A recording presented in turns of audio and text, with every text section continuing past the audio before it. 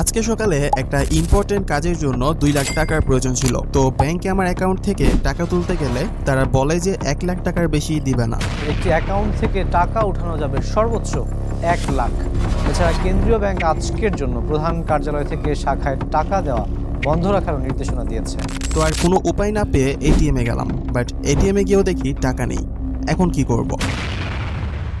But ভাগ্য ভালো ছিল, ক্রিপ্টো ট্রেডিং করতাম।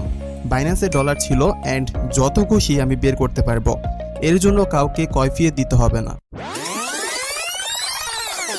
মোরাল অফ দ্য স্টোরি, আমার টাকা যদি আমি নিজেই কন্ট্রোল করতে না পারি তাহলে আমার স্বাধীনতাটা কোথায়? ভেবে দেখেছেন? ক্রিপ্টোতে আমি আমার টাকা যত খুশি যখন খুশি তুলতে পারবো, বাট ব্যাংকে রাখলে সেই টাকার কোনো নিশ্চয়তা নেই। একটা সময় পর ব্যাংক দেউলিয়া হয়ে যেতে পারে। So crypto is always safe, always best. আপনি যে শুধুমাত্র ক্রিপ্টোতে টাকা